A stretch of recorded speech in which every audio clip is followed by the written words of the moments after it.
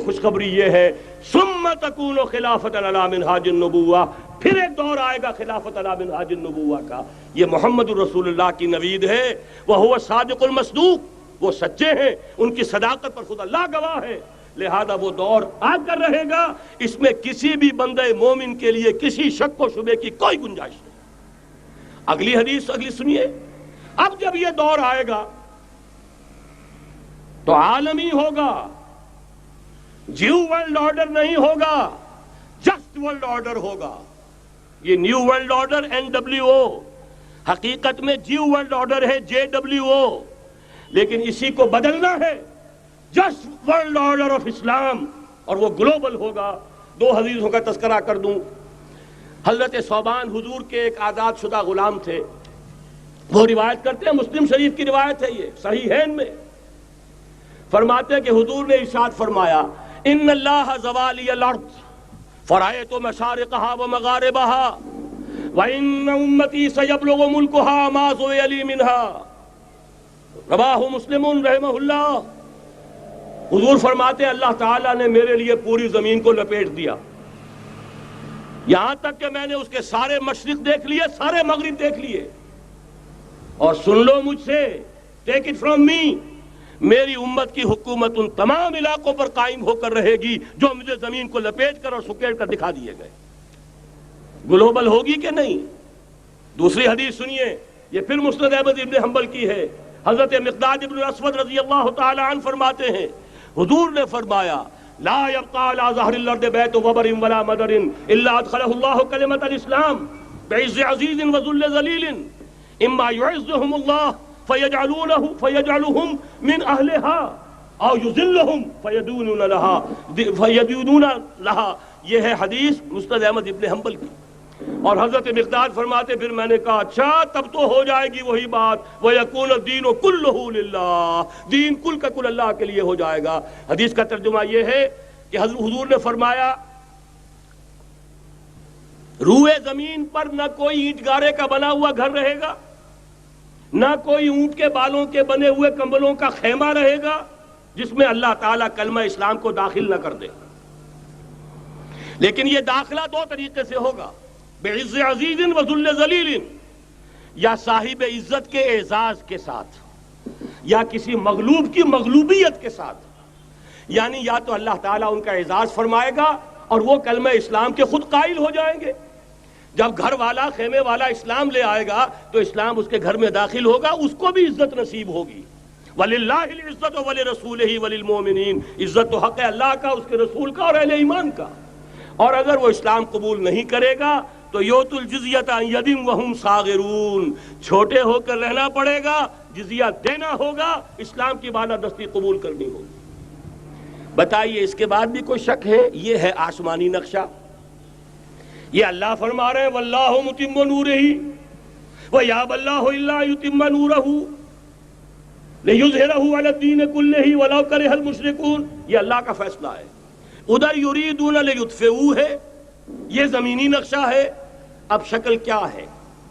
اب میں آپ سے عرض کر دوں کہ ان دونوں کے مابین جو خلا نظر آ رہا ہے، کوئی شخص یقین کے ساتھ نہیں کہہ سکتا کہ اب حالات کا کیا رخ ہوگا، اس لیے کہ ظاہر بات ہے قرآن مجید میں مستقبل کے بارے میں خود حضور سے کہلوایا گیا وَإِنْ أَدْرِي أَقَرِيبٌ أَمْ بَعِيدٌ مَا تُوعَدُونَ۔ لوگوں مجھے معلوم نہیں ہے کہ جس بات کی تمہیں خبر دی جا رہی ہے وہ قریب آ چکا ہے یا دور ہے۔ وَإِنْ أَدْرِي لَعَلَّهُ فِتْنَةٌ لَكُمْ وَمَتَاعٌ إِلَىٰ حِينٍ، اور میں نہیں جانتا، ہو سکتا ہے اللہ کچھ اور مہلت دے دے تمہیں اور کچھ اور آزمائش جو ہے اس کے لیے تمہارے لیے کوئی اور مہلت عطا فرما دے، ہو سکتا ہے۔ تو میں بھی کسی دعوے سے نہیں کہہ رہا، لیکن دو امکانات ہیں۔ امکان نمبر ایک کیا ہے؟ ابھی عالم اسلام کا ایک سالڈ بلاک ہے جو یہودی ورلڈ آرڈر کی نگاہوں میں کھٹک رہا ہے۔ میں کھٹکتا ہوں دل یزداں میں کانٹے کی طرح۔ اگرچہ ان کی اسٹریٹجی کیا ہے؟ ایک ایک کر کے ان کے حصے بکھرے کر کے تیا پانچا کرو۔ ابھی وہ بلاک کون سا ہے؟ ایران ہے، افغانستان ہے، پاکستان ہے، اور روسی ترکستان سے آزاد ہونے والی جو ریاستیں ہیں، یہ ایک سالڈ بلاک ہے۔ یہ عجمی مسلمان عربی نہیں، عربی گئے، یہ نوٹ کر لیجئے، اس لیے کہ عربوں کو اللہ نے فضیلت دی تھی، محمد ان میں سے تھے صلی اللہ علیہ وسلم، یہ رتبہ بلند ملا جن کو مل گیا، لیکن ساتھ ہی اللہ نے دھمکی بھی دے دی تھی سورہ محمد میں، ان تتولوا یستبدل قوما غیرکم، اگر تم پیٹھ دکھا دو گے اس مشن کو جو ہم نے تمہارے حوالے کیا ہے، تمہیں ہٹائیں گے، کسی اور کو لے آئیں گے۔ اور یہ بات ہو چکی ہے 13ویں صدی عیسوی میں، 1258 میں، جب سقوط بغداد ہوا ہے، عربوں کے ہاتھ سے عالم اسلام کی قیادت چھین لی گئی، معزول کر دیے گئے۔ اس کے بعد قیادت کن کے ہاتھوں میں آئی؟ ترکوں کے ہاتھ میں، ترکان تیموری ہندوستان میں، ترکان صفوی ایران میں، ترکان سلجوقی مڈل ایسٹ میں، اور ترکان عثمانی کا تو کہنا ہی کیا ہے، وہ ایشیا مائنر سے چل کر، آپ کو معلوم ہے کہ مشرقی یورپ کا کتنا بڑا علاقہ، دی گریٹ آٹومان امپائر اس صدی کے آغاز تک قائم تھی۔ اس صدی میں عجیب عجیب معجزے ہوئے ہیں۔ گریٹ آٹومان امپائر جو 3 بر اعظموں پر محیط، نام و نشان ختم۔ The great U S S R, نام و نشان ختم۔ اب تو روس صاحب ایک ملک کی حیثیت سے رہ گئے۔ یہ اس صدی میں دو اور وقت نہیں ہے میں اور آپ کو کیا بتاؤں، اس صدی میں تو بڑے بڑے عجیب عجوبے ہوئے ہیں، بڑی بڑی 2 عظیم جنگیں ہو چکی ہیں، تیسری جو ہے سر پر کھڑی ہے، دور نہیں ہے، جس کو حدیث میں کہا گیا ہے الملحمۃ العظمی، تاریخ انسانی کی عظیم ترین جنگ، اور وہی صلیبی جنگ جس کا آغاز بوسنیا سے ہو چکا ہے۔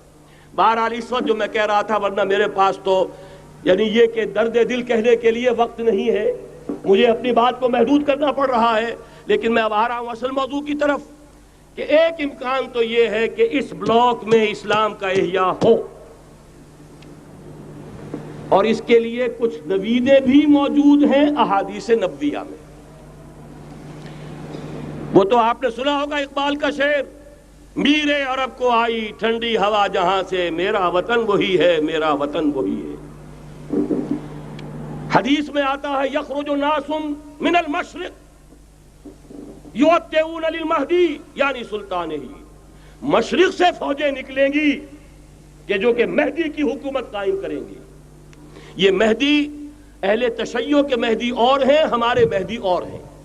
اہل تشیع کے عقیدے کے مطابق ان کے بعد میں امام جو روپوش ہو گئے تھے وہ امام مہدی ہیں، وہ ظاہر ہو جائیں گے، ابھی امام غائب ہیں، پھر وہ ظاہر ہو جائیں گے۔ ہمارے نزدیک یہ مہدی پیدا ہوں گے یا ہو چکے ہوں، اور یہ ہوں گے حضرت فاطمہ کی نسل ہی سے رضی اللہ تعالی عنہا، لیکن عالم عرب کے اندر پھر ایک طاقت بن کر ابھریں گے، باطل کی قوتوں کے خلاف جہاد کریں گے، لیکن ان کو مدد آئے گی 2 طرف سے، ایک زمینی مدد آئے گی مشرق سے، ایک آسمانی مدد آئے گی، عیسیٰ ابن مریم کا نزول، حضرت مسیح علیہ السلام جو زندہ آسمان پر اٹھائے گئے تھے نازل ہوں گے، اور در حقیقت ان 2 مددوں کے نتیجے میں پھر یہود کا قلع قمع ہوگا، اور یہی گریٹر اسرائیل ان کا گریٹر گریو یارڈ بن کر رہے گا، عظیم تر قبرستان بن کر رہے گا۔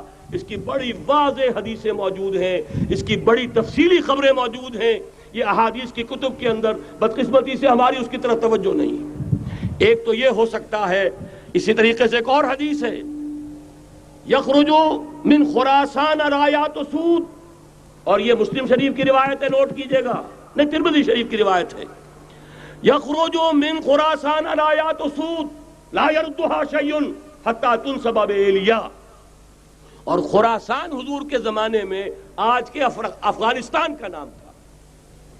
یہ افغانستان میں جو جہاد ہوا ہے، غلطیاں ہوئی ہیں اور غلطیوں کا خمیازہ بھگت رہے ہیں، یہ تو اللہ تعالیٰ کی سنت ہے جس میں اللہ نے صحابہ کو بھی ایگزمپٹ نہیں کیا، غلطی کی سزا دی ہے۔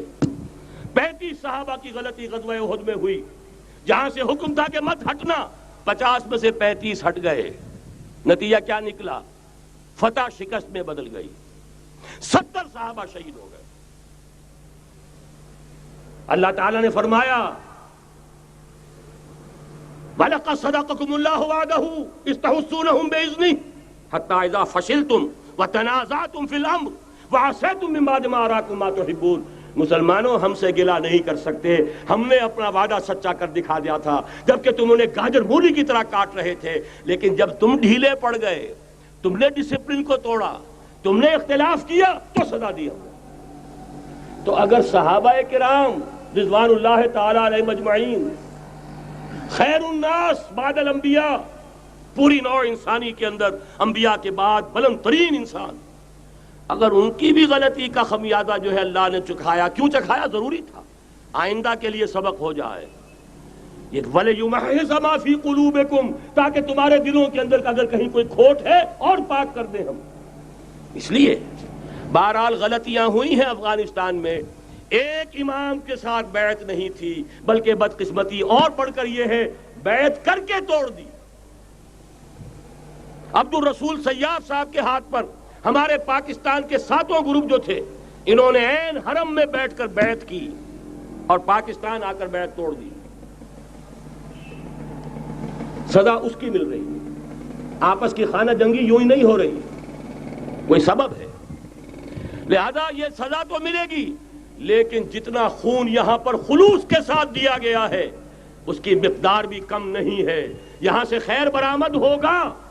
اور دوسری بات اپنے بارے میں نوٹ کر لیجئے، یہ پاکستان، بچا کھچا Pakistan, what remains of Pakistan, یہ اصل میں ہے کیا؟ مولانا بہت خوبصورت انداز میں فرما رہے تھے، یہ 313 نہیں تھے، اسلام تھا۔ اسی طرح نوٹ کیجئے، پاکستان نہیں ہے، 4 صدیوں کی تجدیدی مساعی کا حاصل ہے۔ آپ نے کبھی نوٹ کیا ختم نبوت کے بعد اب سب سے اونچا منصب کس کا ہے؟ مجددین۔ سنن ابی داؤد کی روایت، ان اللہ یبعث فی هذه الامہ علی راس کل 100 عام من یجدد لها دینها۔ اور نوٹ کیجئے کوئی بات ہے، 1000 برس تک سارے مجدد عالم عرب میں پیدا ہوئے، جیسے ہی دوسرا 1000 سال شروع ہوا، الف ثانی کا مجدد اعظم شیخ احمد سرہندی کہاں تھا؟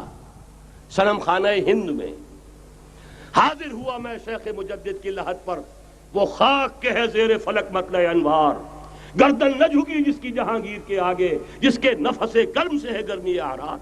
وہ پھر 12ویں صدی کا مجدد اعظم امام الہند شاہ ولی اللہ دہلوی، 13ویں صدی کا مجدد اعظم سید احمد بریلوی، اس کے خون کا امین اور اس کے ساتھ کے شہداء کے خون کا امین، ان کے جسموں کا امین آپ کا خطہ ہزارہ، آپ کا خطہ سوات، اس میں ان کی جانیں ہیں جو دی گئی ہیں۔ اور وہ نہایت میں آپ سے عرض کر دوں، دور صحابہ کے بعد اتنا خالص اسلامی جہاد پوری مسلمان تاریخ میں نہیں ملے گا جتنا وہ تحریک شہیدین کا تھا۔ 14ویں صدی ہجری میں شیخ الہند جیسا مجاہد اعظم کہ انگریز نے گرفتار کر کے قید بھی کیا ہے، تو کہاں؟ ہندوستان میں نہیں، کہاں؟ جزیرہ سائرس، کیا نام تھا؟ مالٹا، جزیرہ مالٹا بحر روم میں۔ اقبال کے نفس سے ہے لالے کی آگ تیز، ایسے غزل سرا کو چمن سے نکال دو۔ کہیں ہندوستان کی کسی جیل میں ہوا تو شاید اس کے نفس کی گرمی ہی سے کوئی حرارت پیدا ہو جائے۔ اور اسی صدی میں، 14ویں صدی ہجری میں، اقبال جیسا مفکر، اسی 14ویں صدی ہجری میں مودودی جیسا مصنف، اسی 14ویں صدی ہجری میں مولانا الیاس جیسا مبلغ رحمہم اللہ، عظیم شخصیتیں آج پورے عالم اسلام میں آپ کو تبلیغی دوست ملیں گے۔ یہ کہاں سے شروع ہوئی تحریک؟ دہلی کی ایک چھوٹی سی مسجد سے۔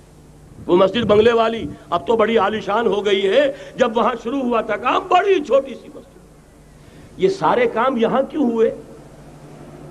پورا عالم اسلام آزاد ہوا، کہیں نعرہ اسلام کا نہیں لگا، کہیں عرب قومیت پر، کہیں کسی اور عصبیت پر تحریکیں چلی ہیں، صرف تحریک پاکستان تھی کہ پاکستان کا مطلب کیا؟ لا الہ الا اللہ۔ کوئی سبب ہے کہ یہاں قرارداد مقاصد پاس ہوئی، حاکمیت اللہ کی ہے، کہ اکبر نام لیتا ہے خدا کا اس زمانے میں۔ یہ سارا ماضی سامنے رکھیے اور حضور کی دی ہوئی پیشین گوئیوں کا مستقبل سامنے رکھیے، ان دونوں سے ثابت ہوتا ہے اس خطہ ارضی سے کچھ ہونا ہے۔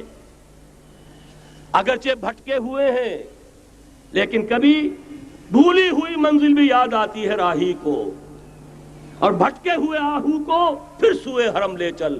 اس کی ضرورت ہے مسلمان کو، پھر اس کا مقصد یاد دلایا جائے۔ پاکستان اس لیے نہیں بنایا گیا تھا کہ ہمارے ہاں ٹاٹے اور برلے نہیں تھے تو ہمارے پاس اس کے بھی باپ وجود میں آ جائیں، اس لیے تو نہیں بنایا گیا تھا۔ پاکستان اس لیے نہیں بنایا گیا تھا کہ جاگیرداروں کی جاگیرداریاں محفوظ ہو جائیں، پاکستان اس لیے تو نہیں بنایا گیا تھا اور یہ کہ نمازیں اور مسجدیں تعمیر ہو جائیں، مسجدیں تو امریکہ میں تعمیر ہو رہی ہیں، عالی شان سے عالی شان، اس لیے پاکستان نہیں بنا تھا۔ آج بھی مسلمان، میں معذرت سے عرض کر رہا ہوں مولانا سے، آج بھی بھارتی مسلمان کی ایوریج نمازی ہونے کے اعتبار سے پاکستانی مسلمان سے کہیں بہتر ہے۔ آج بھی برقع نظر آ جائے گا تو ہندوستان میں نظر آ جائے گا۔ میں نے اپنی آنکھوں سے دیکھا چند سال پہلے، جب مکہ مسجد حیدرآباد دکن میں 3 دن مسلسل میری تقریریں ہوئی ہیں، 10,000 مرد اور 5,000 خواتین، اور ان میں سے کوئی بغیر برقعے کے نہیں تھی۔ ایک سیلاب نظر آ رہا تھا برقعوں کا کہ جب جلسہ ختم ہوا ہے رات کے 12 بجے 3 دن تک متواتر۔ یہاں کہاں نظر آئے گا برقع آپ کو؟ یہاں تو جس کے بعد 2 پیسے ہو گئے اس نے سب سے پہلے برقع اتار کے پھینک دیا۔ معلوم اچھی طرح سمجھ لیجئے، یہ چیزیں تو وہاں زیادہ ہیں یہاں کی نسبت۔ اصل ضرورت تھی کہ یہاں اس نظام کو قائم کیا جائے، وہ نظام عدل اجتماعی، وہ جس میں حریت ہو، جس میں عام آدمی بھی خلیفہ وقت کو ٹوک سکے۔ یہ کرتا کیسے بن گیا؟ ایک خاتون بھی کھڑی ہو کر دامن پکڑ لے، عمر تمہیں کیا حق ہے کہ ہمارے مہر کے اوپر پابندی لگا رہے ہو، جبکہ اللہ نے نہیں لگائی۔ اللہ قرآن میں قنطارہ کا لفظ استعمال کر رہا ہے۔ ڈھیروں سونا دے دے کوئی شخص اپنی بیوی کو مہر کے اندر، طلاق دیتے وقت اس میں سے کچھ نہیں لے سکتا، آپ کون ہوتے ہیں ہمارے حق کے اوپر پابندی لگانے والے؟ اور عمر نے کہا، آج ایک بڑھیا نے وہ اب عمر کو دین سکھایا، آرڈیننس واپس۔ حضرت سعد بن ابی وقاص رضی اللہ تعالی عنہ جو فاتح ایران تھے، وہ گورنر ایسے ہی نہیں بن گئے تھے ریوڑیاں بٹی ہو اور گورنری مل گئی ہو، وہ تو خود فاتح تھے ایران کے، اس لیے گورنر تھے۔ صرف ایک پرچہ پہنچا ہے بارگاہ خلافت میں، حضرت عمر فاروق کے پاس انفارمیشن آئی، سعد نے اپنے گھر کے باہر ڈیوڑی بنا لی ہے اور ایک دربان کھڑا کر دیا ہے، حضرت بلال کو بھیجا ہے رقعہ دے کر، اور یہ حکم تھا کہ بلال پہلے تو جاتے ہی ڈیوڑی میں آگ لگا دینا، پھر یہ رقعہ دینا میرا۔ اور رقعے میں لکھا ہوا تھا، اے سعد، لوگوں کو ان کی ماں نے آزاد جانا تھا، تم نے انہیں اپنا غلام کب سے بنا لیا ہے؟ یہ دربان کھڑے کر دیا اپنے آگے۔ وہ حریت، وہ مساوات کہ جا رہا ہو خلیفہ وقت اور چارج لینے جا رہا ہے بیت المقدس کا، کوئی ذاتی علاج کے لیے نہیں جا رہا، سیر و سیاحت کے لیے نہیں جا رہا، چارج لینے کے لیے بالکل سرکاری وزٹ ہے، آفیشل وزٹ ہے، اسٹیٹ وزٹ ہے۔ اور حال کیا ہے؟ 700 میل کا فاصلہ طے کرنا اور ایک اونٹنی، کوئی انٹوریج نہیں، کوئی خدم و حشم نہیں، کوئی جمبو جٹ بھرے ہوئے نہیں، کچھ نہیں، ایک اونٹنی ایک خادم۔ اس ایک اونٹنی پر چونکہ راستے کا راشن بھی ہے لہذا 2 آدمی نہیں بیٹھ سکتے، ایک بیٹھ سکتا ہے۔ ایک منزل خلیفہ وقت بیٹھا ہوا ہے اوپر اور خادم نکیل پکڑ کر چل رہا ہے، اگلی منزل خادم اوپر بیٹھا ہے اور خلیفہ وقت عمر بن الخطاب رضی اللہ تعالی عنہ اور وہ آگے آگے نکیل پکڑ کر چل رہے ہیں۔ یہ نظام چاہیے آج نوع انسانی کو۔ اس کے انتظار میں، اس کی تلاش میں نوع انسانی نے کتنے تجربے کر لیے، کیسی چھلانگیں لگائیں، ملوکیت ختم کی، آسمان سے گرا کھجور میں اٹکا، جمہوریت آئی نام نہاد، لیکن وہ سرمایہ دارانہ نظام بن کر آگے سے بڑھ کر لعنت بن گئی۔ پہلے جاگیردار مسلط تھا، اب سرمایہ دار اور کارخانے دار مسلط ہو گیا۔ اس سے نکلنے کے لیے زور لگایا، کمیونزم کی طرف گئے، چھلانگ لگائی، اب ایک پارٹی ڈکٹیٹر بن کر بیٹھ گئی۔ انسان رست از یک بنتا افتاد در بندے دیگر، ایک چیز سے غلامی سے نجات پاتا ہے، دوسری میں پھنس جاتا ہے۔ اور کیوں؟ کہ وہ نظام عدل اجتماعی جو محمد عربی کو دے کر بھیجا گیا تھا، اس کے کسٹوڈین سوئے ہوئے ہیں، اس کے کسٹوڈینز کو اندازہ ہی نہیں۔ یہ نسخہ تو ہمارے پاس تھا، ہمیں عمل کرنا تھا اور دنیا کے سامنے پیش کرنا تھا۔ پاکستان بنایا اس لیے گیا تھا کہ ہم اس کا ایک نمونہ دنیا کے سامنے پیش کریں گے۔ قائد اعظم نے فرمایا تھا کہ ہم یہ چاہتے ہیں کہ پاکستان کی صورت میں عہد حاضر میں اسلام کے اصول حریت و اخوت و مساوات کا ایک نمونہ قائم کر کے دکھائیں۔ کہاں ہے وہ؟ بھٹک گئے، سو گئے۔ بہرحال اب بھی وقت ہے، جب تک سانس تب تک آس۔ میرے عزیز نے تو ڈرایا ہے اور صحیح ڈرایا ہے۔ اللہ تعالیٰ نے 25 برس انتظار کیا تھا، پہلے عذاب کا کوڑا پھر مارا ہماری پیٹھ پر۔ وَلَنُذِيقَنَّهُم مِّنَ الْعَذَابِ الْأَدْنَىٰ دُونَ الْعَذَابِ الْأَكْبَرِ، بڑے عذاب سے پہلے چھوٹا عذاب کا مزہ چکھائیں گے۔ لَعَلَّهُمْ يَرْجِعُونَ، شاید کہ لوٹ آئیں۔ وہ ہم سے 1000 میل کے فاصلے پر ہوا تھا، اگرچہ 93,000 ہمارا گڑیل جوان، جن میں غالباً 43,000 فوجی، اور یہ کہ تقریباً اتنی تعداد میں جو غیر فوجی تھے، وہ اس ہندو کے غلام بنے، قیدی بنے، جن پر 800 برس تک، کہیں 600 برس تک، کہیں 1000 برس تک حکومت کی تھی۔ اتنی بڑی شکست کا کلنک کا ٹیکا ہماری پیٹھ پر پڑا۔ پہلے عذاب کا کوڑا آ گیا تھا، 25 برس ہو گئے تھے قمری حساب سے، نوٹ کر لیجئے، یہ نہ سمجھیے 24.25 برس ہوئے تھے، 24.25 برس قمری حساب سے 25 برس تھے۔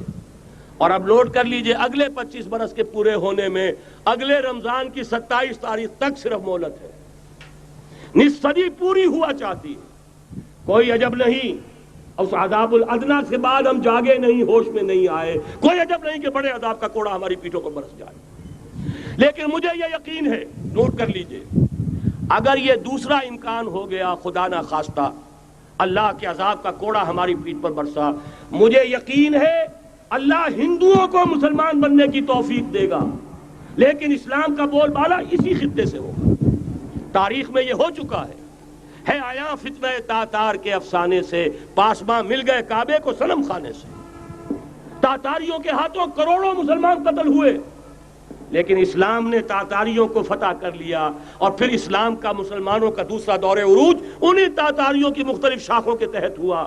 وہ تاتاری ہی تو تھے، وہ سارے ہورس، ٹرکش ہورس، ترکان تیموری، ترکان صفوی، ترکان سلجوقی، ترکان عثمانی، وہی تو سٹاک تو وہی ہے آیا فتنہ تاتار کے افسانے سے، پاسباں مل گئے کعبے کو صنم خانے سے، اس لیے کہ حضور نے فرمایا مشرق سے ہوگا، یہاں سے فوجیں چلیں گی، تو کوئی عجب نہیں۔ بہرحال یہ دو امکانات ہیں، لیکن اس کا فیصلہ تیرے ہاتھوں میں ہے، دل یا بدن، سیدھی بات۔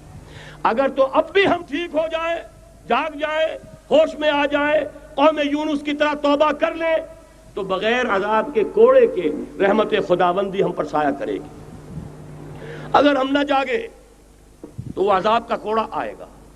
یہ نہیں میں کہہ سکتا ان ادری قریب بعید ما توعدون، یہ میں نہیں کہہ سکتا، یقین کے ساتھ جانتا ہوں کہ آئے گا، لیکن یہ کہ اس کے بعد بھی یہیں سے بول بالا ہوگا۔ اگر ہمارے ذریعے نہیں تو ان کے ذریعے سے جو ہمیں شکست دے کر پھر اسلام قبول کر لیں گے، لیکن کیوں نہ پہلے ہی راستے پر چلنے